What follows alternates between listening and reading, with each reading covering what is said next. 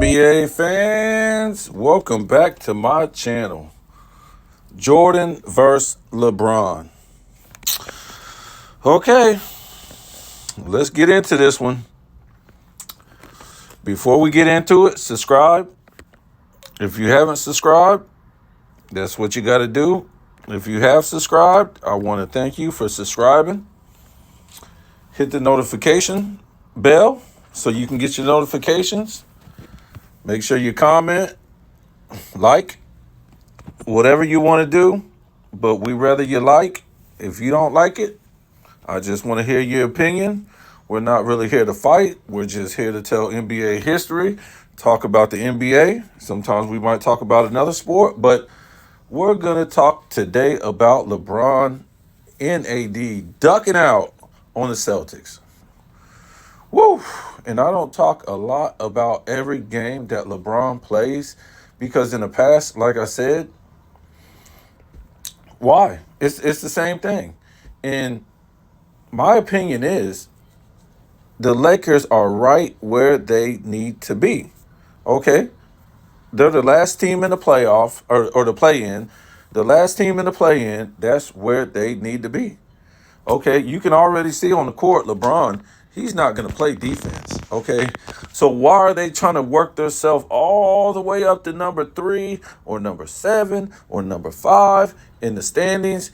That's too much work for LeBron, okay? That's a lot of winning. That's a lot of hustling. That's a lot of defense. That's not going to happen, okay? They already got their in-season tournament championship. They're good to go.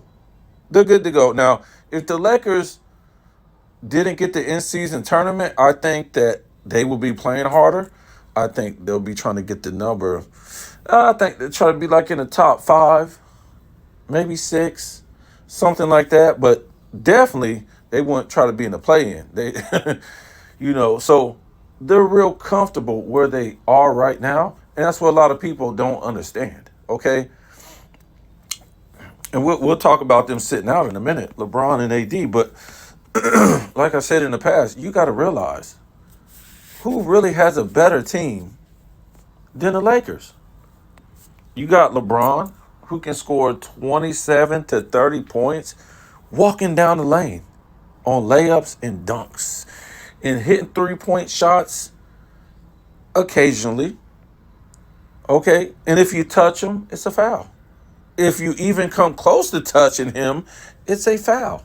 So you got AD. He can give you 25 to 30 any night.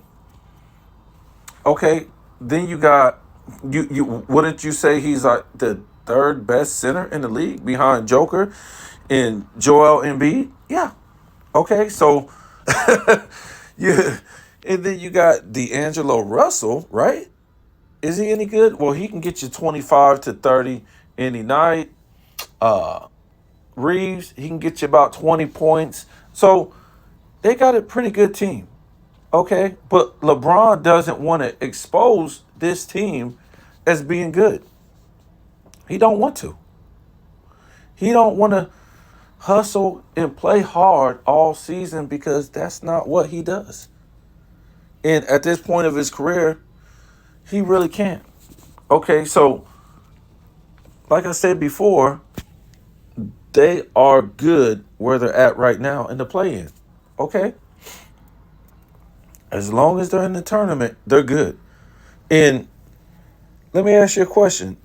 When you look at the teams that are in front of them, even when we're talking about top 5 in the West,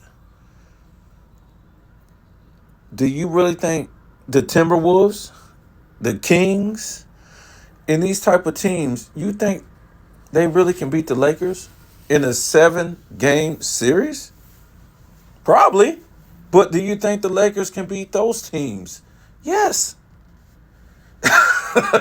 So the Lakers don't have nothing to worry about. Only people have something to worry about is the media.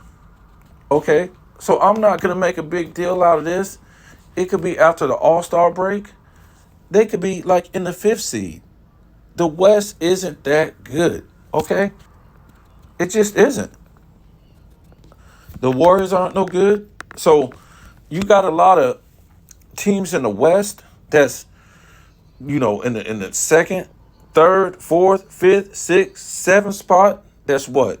Young teams with not that much experience in the playoffs. And just young in general. So LeBron and the Lakers are right where they need to be. Okay. And AD and LeBron sitting this one out, let me tell you what. They ain't trying to get embarrassed on national TV because it's rare that they play like on national TV as far as an early game. Most of the times they're playing at 10 o'clock, 10:30, maybe 9:30 when the rest of the country is asleep. Nobody really stays up to watch those Lakers games.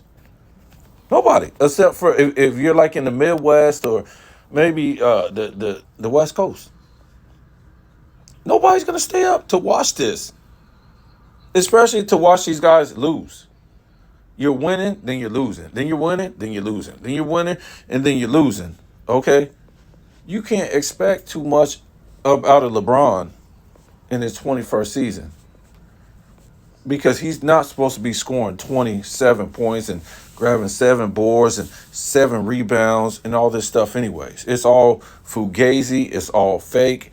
This guy plays no defense, and he's not going to play defense because he needs to save his energy on the other end. And nobody's going to call this out. Not the media. Not the media. He owns the media. Clutch Sports. What do you think Clutch Sports is? LeBron started this up. Go look up Rich Paul's resume as an agent. Are you serious? Are you serious? Come on now. So LeBron started this business up basically to not only sign athletes, but sign other people outside of athletes, spokespeople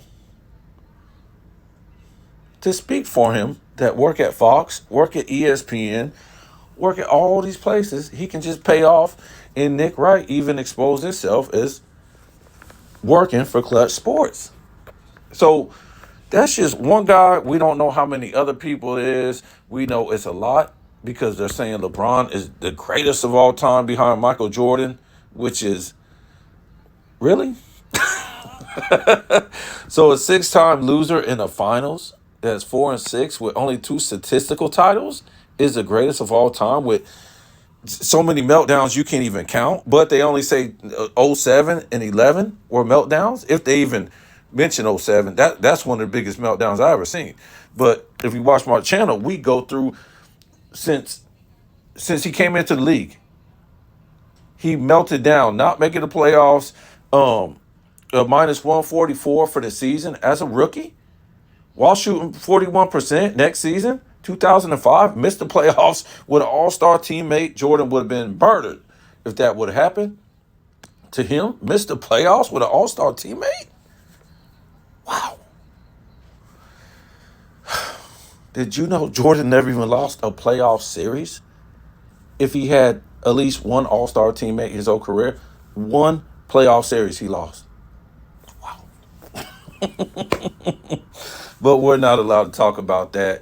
And then he comes into the 2006 playoffs, took a 3-2 lead going back home, melted down in games 5 and 6 against the Pistons. 2007, what was that? He was a minus 49 for the playoffs. Not the finals, wait, for the playoffs. Okay? So how did he take a bunch of nobodies to the finals when he was a minus 47? Go watch my video. 2007 playoffs, where they dragged his butt there, he melted down there. You think 2007 was something? 2011 was something. Go look at 2007 averages. What? I'd never even seen nothing like that in my life. 2008 playoffs, first super team he faced, crushed. Shot under 40%, like 5 turnovers a game, 20% from it. It was just crazy. He got bounced by the Celtics, but Jordan excelled against his first super team. Yeah, he got swept, but look at his averages. when it was only his second year. This was LeBron's like sixth year. Okay, and he just came up out the finals, and he got crushed by his first super team, melted down. We know what happened in 2009, melted down against the Magic. Go check out that video. 2010, we know what happened there, melted down against the Magic. Okay, in both of those years, '09, 2010, number one seed, and was MVP, went into 2011 with that super team, melted down in the finals. So this guy done melted down one way or another, not making the playoffs, in the finals from 2004 all the way to 2011. And you got the nerve to put this guy in the top five? Based on what? A stat line that, and most of his stats come from stat padding at the end of games? So, yeah, look, I mean, this is an embarrassment to the league right here. These two guys sitting out. Nobody knows. Some kid could have been like, "Yeah, Daddy, let's go to the game and see LeBron and AD play." The report don't come out till 3 o'clock. This guy's sitting on the sideline for what? You just got beat by the Rockets. You got embarrassed by the Rockets, and now you're sitting right next to AD because AD wasn't playing in that game. So let me guess, you're waiting for AD to come back, because I remember when AD was hurt, or you was hurt, AD was winning games. But you can't win no games without AD, right? Now, you probably wasn't going to win this one regardless if AD was here or not. But what I'm saying is, you should have won that game against the Rockets. But he can't, because AD is the only dude in the paint playing defense. LeBron don't play no defense. So,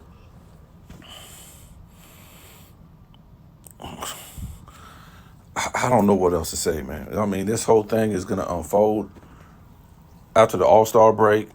Like I said to other people, this guy's going to opt out at the end of this. He's going to see where his son is going. Okay? Who knows? They might tank and try. No, they don't want too many games, so they ain't going to get the Bronny pick. But you never know, because Bronny, guess what? Who really? This guy ain't going to be no high draft pick. Who is really going to pick Bronny? Who's really going to pick Bronny? So, so he might wait to see if the Lakers pick Bronny. Nobody's going to pick this guy. This guy's trash. Face it, he's trash. He's no good. He don't have any athletic skills, any ability of his father. I always see these NBA players, their children a lot of times don't look like them, or they're not built like them. They don't have the skills like them. They're not athletic like them. And that's one thing. But I don't understand how you could not be skilled as your parent, at least. You know what I'm saying? So you guys tell me what you think, man.